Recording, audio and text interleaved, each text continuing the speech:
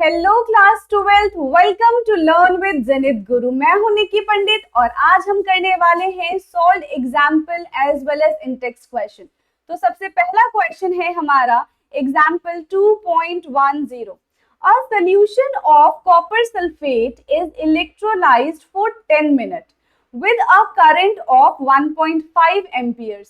What is the mass of copper deposited at cathode? हमें क्या बताना है यहाँ पे कि कितना कॉपर का मास डिपॉजिट हुआ है कैथोड पे।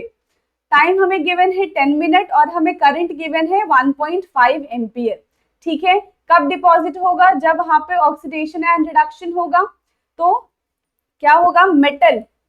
मेटल पॉजिटिव होता है तो मेटल के ऊपर चार्ज होगा N पॉजिटिव। ये जैसे ही इलेक्ट्रॉन को गेन करेगा ये बन जाएगा मेटल सॉलिड।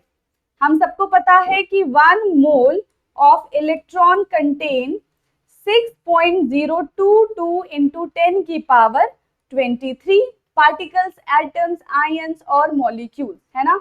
और charge of 1 mole of electron, 1 mole electron में कितना चार्ज होता है? 96500 कूलम। इतना ही चार्ज प्रेजेंट होता है। ठीक है, हमें क्या गिवन है? कॉपर गिवन है। तो ये हो जाएगा कॉपर 2 पॉजिटिव 2 इलेक्ट्रॉन गेन करेगा और ये बन जाएगा कॉपर सॉलिड। अब हमें पता है कि 1 मोल कॉपर का मास कितना होता है? 1 मोल कॉपर का मास होता है 63.5 ग्राम। ठीक है, अब देखो 1 मोल कॉपर के लिए हमें कितने इलेक्ट्रॉन चाहिए? 2 इलेक्ट्रॉन चाहिए। ठीक है, सो 1 मोल कॉपर के लिए हमें 2 इलेक्ट्रॉन चाहिए। ठीक है, हमने यहाँ पे लिख दिया कि 1 mole of copper is equal to 63.5 gram. ठीक है, तो 2 इलेक्ट्रॉन चाहिए, यानी कि 2 फराडे इज इक्वल टू हो जाएगा 63.5 ग्राम, क्योंकि 1 mole of electron is equal to 96500 coulomb और 96500 कूलम क्या है? 1 फराडे। ठीक है, तो 2 इलेक्ट्रॉन के लिए चाहिए हमें 2 फराडे, यानी कि 2 into 96500 coulomb is equal to में इतने मास आएंगे। ठीक है, हमें किसके लिए निकालना है? 1 के लिए निकालना है। So 1 is equal to 63.5 gram upon 2f। ठीक है, ये आ गया। हमें यहां से क्या निकालेंगे अब? Q इज इक्वल टू कितना हो जाएगा? Q is equal to 63.5 upon, ये मास है, अपॉन 2f। ठीक है, ये 63.5 क्या है? ग्राम है। अगर हमें यहां से W निकालना होगा, वर्क कैसे निकालेंगे हम? यहां से W is equal to Q into equivalent mass upon Faraday into number of electrons।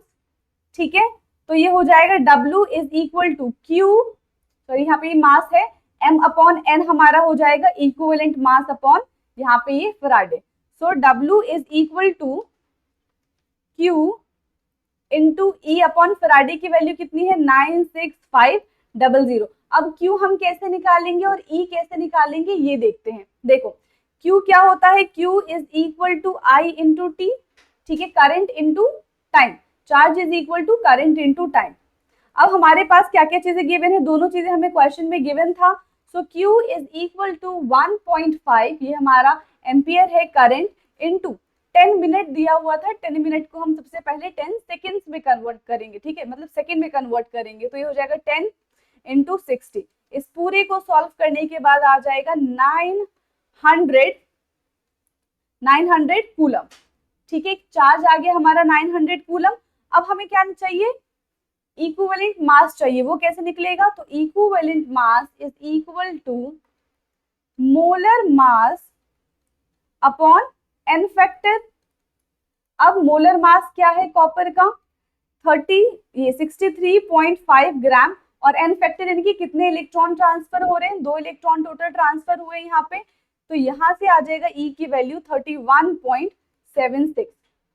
ठीक है, अब हम पुट करेंगे तो ये हो जाएगा W is equal to, Q था हमारा 900, E है हमारा 31.76 अपॉन F की वैल्यू है 96500। ये 00 से ये 00 कट जाएगा, ठीक है, और यहाँ से W की वैल्यू आ जाएगी 0.2938 ग्राम, यानी कि इतना मास कॉपर का डिपॉजिट होगा कैथोड पे, ठीक है, यही क्वेश्चन पूछा था हमसे। डन। अब इसके बाद नेक्स्ट क्वेश्चन है हमारा क्वेश्चन, इसके बाद हम करेंगे इन टेक्स्ट क्वेश्चन, ठीक है। 2.10 क्या है question? If a current of 0.5 ampere flows through a metallic wire for 2 hours, then how many electrons would flow through the wire, ठीक है, हमें बताना है कि कितने इलेक्ट्रॉन्स फ्लो करेंगे वायर में, कितना टाइम दे रखा है हमें, 2 hours का हमें टाइम गिवन है। ओके, क्या करेंगे, देखो हमें फॉर्मूला क्या पता है, I is equal to Q upon T। I क्या है, यहाँ पे करंट है, Q चार्ज है, और T यहाँ पे टाइम है, और यहीं से अगर हमें Q निकालना हो, चार्ज निकालना हो, तो Q is equal to I into T हो जाएगा, ठीक है। क्या क्या चीजें हमें गिवन है, देखो टाइम भी हमें गिवन है 2 hours का है, और करंट भी हमें गिवन है 0.5 एम्पियर, तो यहाँ से Q निकाल ले हम, तो यहाँ से Q आ जाएगा, Q is equal to I दे रखा है 0.5 और 2 hours है, तो 2 hours को हम क्या करेंगे, सबसे पहले सेकंड में कन्वर्ट कर लेंगे, 2 इंटू 60 इंटू 60, यही हो जाएगा। अब इसको सॉल्व करेंगे तो कितना आ जाएगा, देखो 0.5 से ये 2 कट जाएगा, और 6 6 जा 36, यानी कि 3600 कूलम, इतना हमारा चार्ज आ चुका है। हमें पता है यहाँ पे कि वी नो दैट, हमें क्या पता है, वी नो दैट कि 1.6 इंटू 10 की power minus 19 coulomb is equivalent to किसके इक्विवेलेंट होता है, एक इलेक्ट्रॉन के, ठीक है। 1.6 इंटू 10 की power minus 19 coulomb is equivalent to 1 electron. हमें किसके लिए निकालना है, सबसे पहले 1 कूलम के लिए निकालेंगे, तो 1 कूलम, एक कूलम में फिर कितने इलेक्ट्रॉन्स हो जाएंगे, 1 coulomb is equal to 1 upon 1.6 into 10 की पावर माइनस 19 इलेक्ट्रॉन, ठीक है। हमें अब किसके लिए निकालना है, टोटल हमारे पास चार्ज कितना है, 3600 coulomb is equal to 1 upon 1.6 into 10 की power minus 19 into 3600।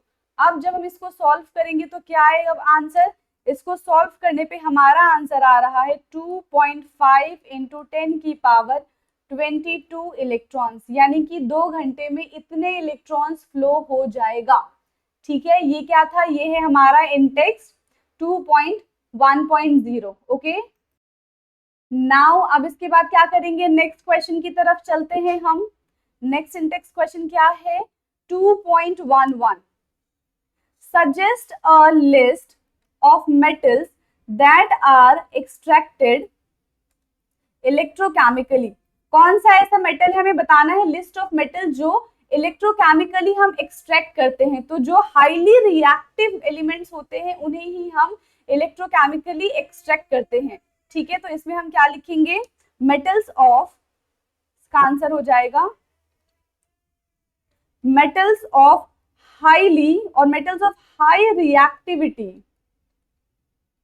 metals of high reactivity are extracted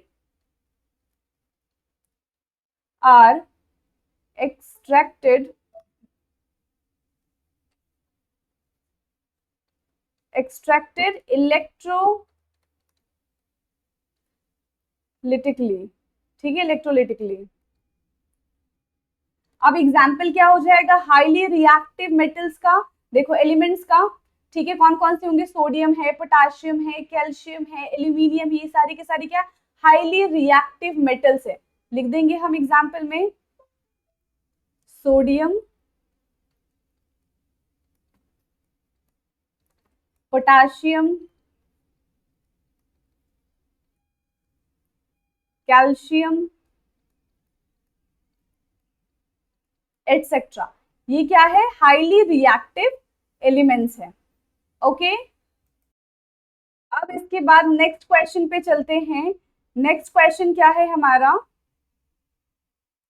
2.12 consider the reaction of Cr2O7 plus 14H positive plus 6 electron will give 2Cr3 positive plus 7H2O.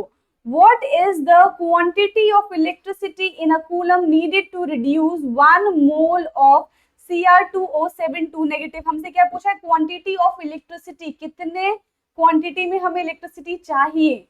ठीक है, तो देखो हमें पता है कि इस रिएक्शन को कराने के लिए Cr2O7 2 negative plus 14H positive plus 6 electron will give 2Cr3 positive plus 7H2O।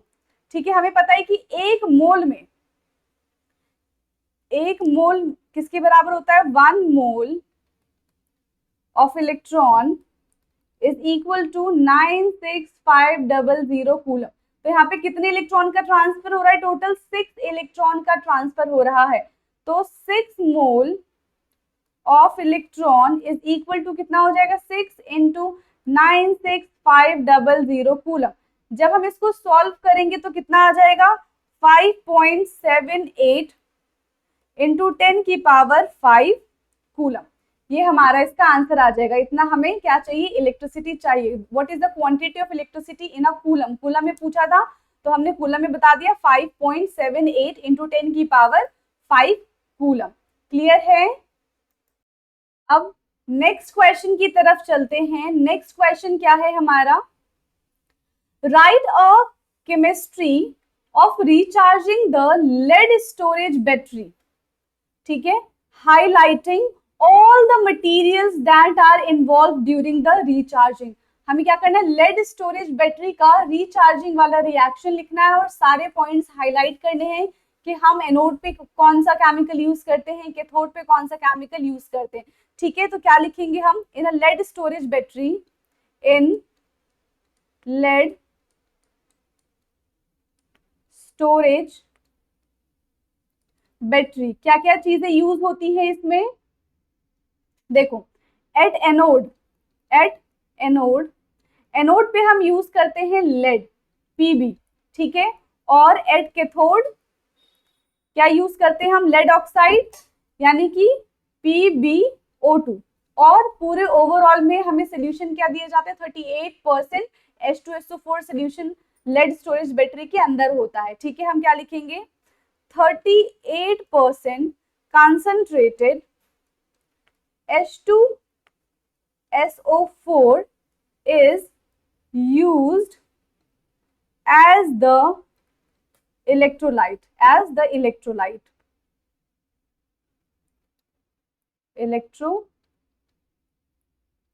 ठीक है, 38% कंसंट्रेटेड एसिड एज इलेक्ट्रोलाइट हम यूज करते हैं। अब सेल रिएक्शन पहले लिख लेते हैं। ठीक है, सबसे पहले हम लिखेंगे सेल रिएक्शन, फिर लिखेंगे रिचार्ज होते हुए कौन सा सेल होता है। देखो, जो सेल रिएक्शन के टाइम पे चीजें चलती हैं उसका जस्ट ऑपोजिट रिचार्ज होने के टाइम पे हम, मतलब उसका जस्ट ऑपोजिट रिचार्ज होने के टाइम पे रिएक्शन होता है। ठीक है, सबसे पहले लिखेंगे सेल रिएक्शन में क्या हो जाएगा? देखो, जो लेड होता है और H2SO4 होता है वो उसके साथ रिएक्ट करेगा, यानी कि SO4 2 नेगेटिव, ये इसके साथ आपस में रिएक्ट करके बनाएगा लेड सल्फेट, यानी कि PbSO4 जो कि एक्वस होगा प्लस 2 इलेक्ट्रॉन यहाँ से रिलीज हो जाएगा। ठीक है, अब ये किसका था? ये एनोड का था, ये हमारा एनोड का रिएक्शन है। वहीं जब हम कैथोड का रिएक्शन देखेंगे तो क्या हो जाएगा? यहाँ पे लेड डाइऑक्साइड PbO2, ये भी SO4 2 नेगेटिव के साथ रिएक्ट करेगा।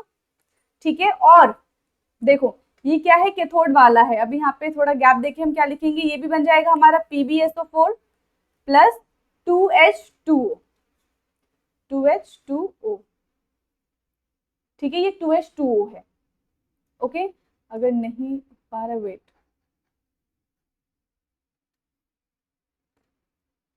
यहाँ पे PbSO4 प्लस 2H2O। अब देखो यहाँ पे क्या होगा? सबसे पहले एनोड पे क्या था? हमारा ऑक्सीडेशन था, 2 इलेक्ट्रॉन रिलीज कर दिया। वहीं कैथोड पे क्या होगा? इलेक्ट्रॉन गेन करेंगे। ठीक है, इलेक्ट्रॉन गेन करने के लिए क्या हो जाएगा, यहाँ पे प्लस करेंगे हम, 2 इलेक्ट्रॉन गेन हुआ है। अब देखो बैलेंस करने के लिए हमें क्या करना पड़ेगा, इधर 2h2 है तो इधर हमें लगाना पड़ेगा 4h पॉजिटिव। ठीक है, अब ओवरऑल रिएक्शन हम क्या लिखेंगे, यहाँ पे इलेक्ट्रॉन से इलेक्ट्रॉन कट जाएगा। ठीक है, यहाँ पे आ जाएगा Pb प्लस PbO2। देखो ये SO4 नेगेटिव, SO4 नेगेटिव दोनों एक ही साइड है, तो ये हमारा हो जाएगा 2H2SO4। ठीक है, गिव्स क्या मिलेगा, 2PbSO4 प्लस 2H2O। ये हमें ओवरऑल रिएक्शन मिला है जब लेड स्टोरेज बैटरी काम कर रहा है, जब ये यूज में है। ठीक है, अब जब यूज में नहीं होगा तो क्या करेगा, खुद को रिचार्ज करेगा, और रिचार्ज करते समय हम क्या करेंगे, इसका जस्ट ऑपोजिट रिएक्शन लिखेंगे। क्या करेंगे, cell reaction when it is इन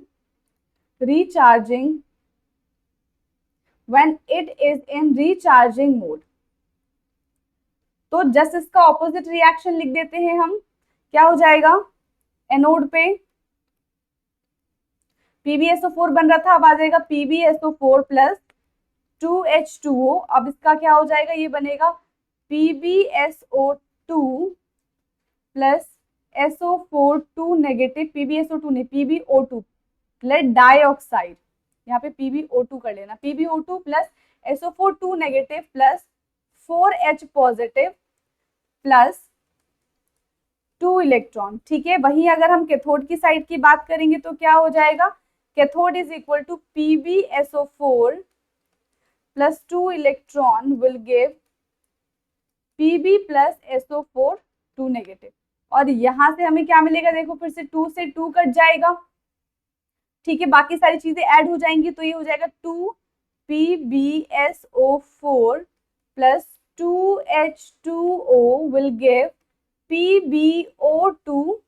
ठीक है, प्लस Pb प्लस 2H2SO4। ये हमारा बन जाएगा ओवरऑल रिएक्शन किसका, जब लेड स्टोरेज बैटरी रिचार्ज हो रहा होगा।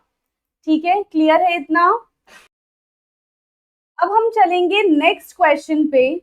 नेक्स्ट क्वेश्चन क्या है हमारा, suggest 2 material that other than hydrogen that can be used as a fuel in a fuel cell. हमें 2 मटेरियल बताना है अदर देन हाइड्रोजन, यानी कि जहां पे हम हाइड्रोजन की प्लेस पे कौन सा ऐसा 2 मटेरियल हम यूज कर सकते हैं जो कि फ्यूल सेल की तरह काम करेगा। फ्यूल सेल में क्या होता है, एक तो हाइड्रोजन होता है, ठीक है, और एक होता है ऑक्सीजन। हमें हाइड्रोजन की प्लेस पे बताना है हम क्या यूज कर सकते हैं। तो एक तो हो जाएगा मीथेन, ठीक है, मीथेन यूज कर सकते हैं, या फिर हम इथेन भी यूज कर सकते हैं। क्लियर है, हम इन दोनों में से कोई सा भी यूज कर सकते हैं इन प्लेस ऑफ हाइड्रोजन। अब हमारा लास्ट इंडेक्स क्वेश्चन है, उस पे चलते हैं। ठीक है, क्वेश्चन क्या है, 2.15 explain how rusting of iron is and ways as setting up of an electrochemical cell। देखो रस्टिंग ऑफ आयरन क्या होता है, हमारे पास एक मेटल है, ठीक है, यहाँ पे ले लिया है हमने एक मेटल क्या, आयरन, क्योंकि जनरली हम आयरन के लिए रस्टिंग वर्ड यूज करते हैं। अगर यहाँ पे कोरोजन लिखा होता तो हम कोई सा भी अदर मेटल ले सकते थे। ठीक है, आयरन, और आयरन जहाँ पे रखा हुआ है सराउंडिंग्स में क्या क्या होंगे, वाटर के मॉलिक्यूल्स होंगे, ठीक है, और ऑक्सीजन के मॉलिक्यूल्स होंगे। जो आयरन है वो किस साइड होगा, एनोड के साइड जाके रिएक्ट करेगा, और जो ऑक्सीजन है वो जाएगा कैथोड पे। ठीक है, क्लियर है। अब जब आयरन एनोड पे जाएगा तो क्या करेगा, वो खुद को ऑक्सीडाइज कर लेगा। तो यहाँ पे एनोड का अगर हम रिएक्शन लिखें, एनोड, तो आयरन क्या करेगा, खुद का ऑक्सीडेशन करेगा। तो यहाँ पे हो जाएगा Fe, ठीक है, यहाँ पे क्या होगा, Fe सॉलिड, खुद को ऑक्सीडेशन कैसे करेगा, ये 2 इलेक्ट्रॉन दे के, लॉस ऑफ इलेक्ट्रॉन, ये बन जाएगा Fe2 पॉजिटिव प्लस 2 इलेक्ट्रॉन। ठीक है, वहीं अगर हम एनोड की बात करें, सॉरी कैथोड की बात करें, तो कैथोड पे क्या है, ऑक्सीजन है, ऑक्सीजन क्या करेगा, खुद का रिडक्शन करेगा, तो O2 प्लस यहाँ पे इलेक्ट्रॉन रहेगा, ठीक है, ये क्या बन जाएगा, H2O, ठीक है, यहाँ पे आ जाएगा हमारा H2O, इसको बैलेंस करेंगे तो यहाँ पे H2 आया, तो यहाँ पे हमें बैलेंस करने के लिए हाइड्रोजन लेना पड़ेगा, यहाँ पे 2 ऑक्सीजन है तो यहाँ पे 2 की मल्टीप्लीकेशन करनी पड़ेगी, तो बैलेंस करने के लिए 4 हाइड्रोजन हो गया, तो 4 इलेक्ट्रॉन हो जाएगा, क्योंकि पॉजिटिव 4 इलेक्ट्रॉन पॉजिटिव है, 4 इलेक्ट्रॉन नेगेटिव हो जाएगा, तो ये बैलेंस हो जाएगा। अब देखो कैथोड की साइड हमारे पास 4 इलेक्ट्रॉन है, एनोड पे 2 ही इलेक्ट्रॉन है, तो ओवरऑल रिएक्शन को हम 2 से मल्टीप्लाई कर देंगे, और अब क्या बनेगा हमारा यहाँ पे रिएक्शन, तो ये हो जाएगा Fe, यहाँ पे बनेगा हमारा, देखो 2 की मल्टीप्लीकेशन की तो ये बन जाएगा 2Fe प्लस O2, 4 इलेक्ट्रॉन से अब तक हमारा 4 इलेक्ट्रॉन कट चुका है, ठीक है, प्लस क्या बच गया, 4H positive gives 2Fe2 positive plus 2H2, ठीक है, यही बनेगा 2Fe2 positive plus 2H2O। Okay, अब ये फर्दर ये जो 2Fe2 पॉजिटिव प्लस H2O ये आपस में रिएक्ट करके क्या बना देंगे, देखो यहाँ पे ये आपस में क्या कैसे रिएक्ट करेंगे, 2Fe2 पॉजिटिव खुद का ऑक्सीडेशन करेगा, मतलब F2 पॉजिटिव खुद का ऑक्सीडेशन करके Fe3 पॉजिटिव बना लेगा, और जब ये Fe3 पॉजिटिव वाटर के साथ रिएक्ट करेगा तो बनाएगा Fe2O3 मोल्स ऑफ वाटर, यहाँ पे क्या बनेगा, x मोल्स ऑफ वाटर,